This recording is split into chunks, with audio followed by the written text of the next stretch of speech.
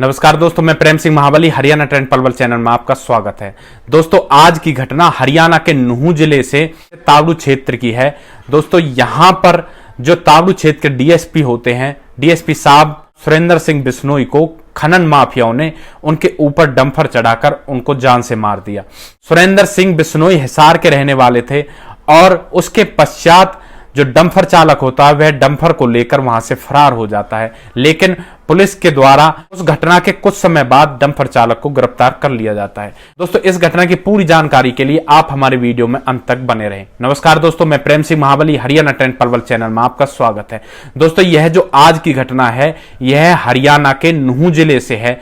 दोस्तों, हरियाणा के नूंह जिले में जो अरावली की पहाड़ियां हैं, दोस्तों यहां पर अवैध खनन होता है और अवैध खनन के चलते तावड़ू डीएसपी सुरेंद्र सिंह बिश्नोई उनको सुबह सुबह सूचना मिलती है अरावली की पहाड़ियों में कुछ अज्ञात लोगों के द्वारा अवैध खनन किया जा रहा है। डीएसपी सुरेंद्र सिंह बिश्नोई वहां पर जाते हैं और उनके साथ पुलिस के कुछ जवान भी जाते हैं।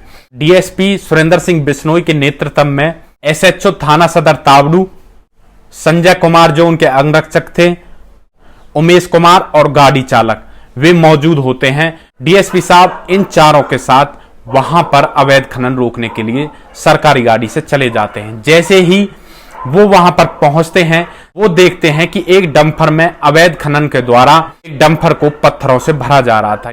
यह देखकर डीएसपी साहब अपनी गाड़ी को उस तरफ लेकर चल देते हैं। दोस्तों, जैसे ही वे आगे की तरफ बढ़ते हैं तभी जो डंपर चालक होता है उनको पुलिस की गाड़ी अपनी तरफ आती हुई दिखाई देती है और वह अपने डंपर को लेकर वहां से भागने लगता है और पहाड़ी की तरफ ऊपर चढ़ने लगता है। दोस्तों, कुछ समय पश्चात डंपर रुक जाता है, पुलिस की गाड़ी उसका पीछा कर रही होती है और पुलिस की गाड़ी भी रुक जाती है।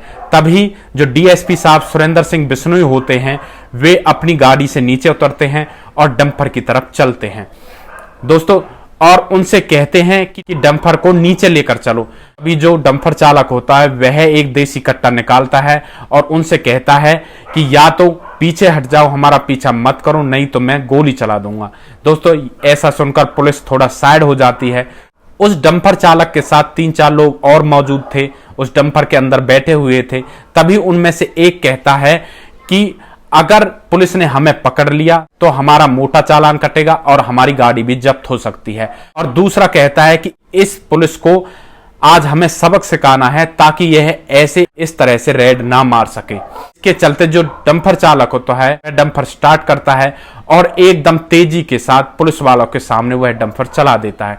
दोस्तों, जो डीएसपी साहब वे डंपर के पिछले हिस्से यानी पिछले पहियों की चपेट में आ जाते हैं।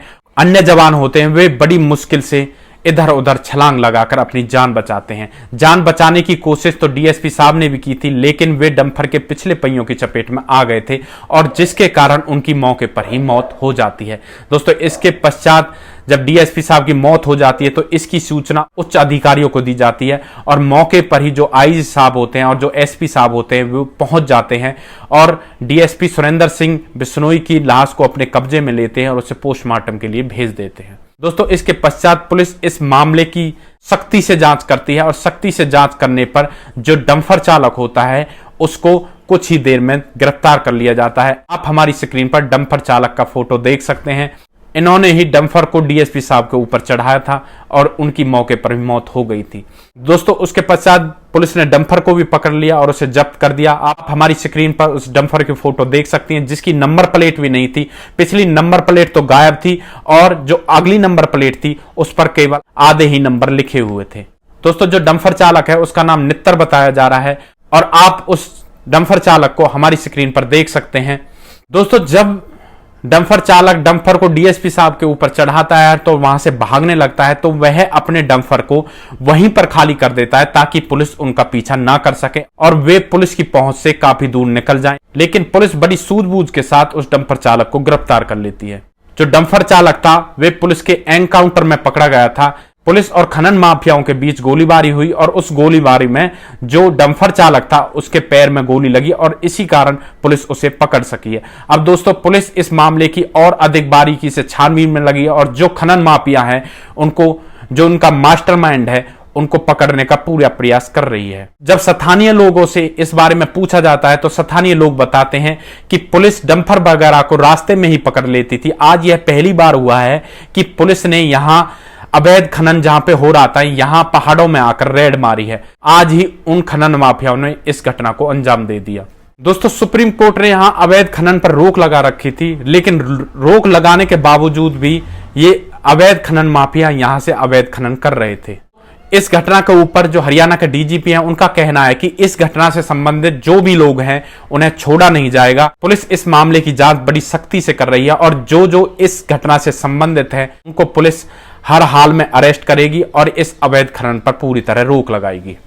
इस घटना के बाद सुरेंद्र सिंह बिश्नोई जी की पत्नी है, उनसे बात की गई। उन्होंने अपने पति के पास वीडियो कॉल की थी, लेकिन उन्होंने मेरी वीडियो कॉल नहीं उठाई और उसके कुछ समय पश्चात उनकी खुद की कॉल वापस आई थी। उन्होंने मुझसे पूछा था कि क्या कर रहे हो। मैंने कहा कि मैं खाना खा रही हूं। उनकी पत्नी बताती कि यह बात हमारी लास्ट बार हुई थी। उसके 2 घंटे पश्चात ही हमें सूचना मिल जाती है सुरेंद्र सिंह बिश्नोई की हत्या कर दी गई है। तो इस मामले में जो हरियाणा के गृह मंत्री अनिल विज, उन्होंने बताया कि इस मामले में जो जो लोग शामिल हैं उनको किसी भी हालत में बख्शा नहीं जाएगा। पुलिस को आदेश दे दिए गए हैं कि पुलिस सख्ती के साथ इस मामले में मौजूद अपराधियों को जल्द से जल्द पकड़कर जेल में डाले। दोस्तों, इस घटना के बारे में आप क्या कहना चाहोगे कि अवैध खनन के चलते एक उच्च अधिकारी की जान चली जाती है। जो खनन माफिया होते हैं वे कुछ पैसों की खातिर यह भी नहीं देखते कि जो काम वे करने जा रहे हैं इसकी वजह से किसी की जान भी चली जाएगी, और बिना सोचे समझे उस डंपर को डीएसपी साहब के ऊपर चढ़ा देते हैं। इस मामले में उन अवैध खनन माफियाओं को क्या सजा मिलनी चाहिए, आप अपनी राय हमें कमेंट बॉक्स में दे सकते हैं। दोस्तों, इस घटना के पश्चात जो हरियाणा सरकार है उन्होंने सुरेंद्र सिंह बिश्नोई के परिवार को 1 करोड़ रुपए देने की घोषणा की है। लेकिन दोस्तों, जो क्षति उनके घर वालों को हुई है वो इन पैसों से कभी वापस नहीं आ सकती, क्योंकि उन्होंने जिंदगी भर के लिए सुरेंद्र सिंह बिश्नोई को खो दिया है। दोस्तों, सरकार का यह फर्ज है कि यह जो अवैध खनन हो रहा है इस पर पूरी तरह से रोक लगाई जाए और इस तरह के अपराधियों को ढूंढकर जेल में डाला जाए, ताकि इस तरह की घटना को कोई आगे अंजाम ना दे सके। दोस्तों, इस तरह के वीडियो हम आपके सामने इसलिए लेकर आते हैं ताकि इनसे आपको कोई सीख मिल सके और भविष्य में ऐसी होने वाली घटना से पहले आप सावधान हो सके। दोस्तों, अगर आप लोगों को हमारे वीडियो अच्छे लग रहे हैं तो हमारे वीडियोस को ज्यादा से ज्यादा शेयर करो और जो हमारा चैनल है हरियाणा ट्रेंड पलवल उसको सब्सक्राइब करें ताकि हमें भी आगे बढ़ने का मौका मिल सके। दोस्तों, नेक्स्ट वीडियो में एक ऐसी सच्ची घटना के साथ आपके सामने फिर से हाजिर होंगे। तब तक के लिए आप सुरक्षित रहें, सावधान रहें। जय हिंद, जय भारत।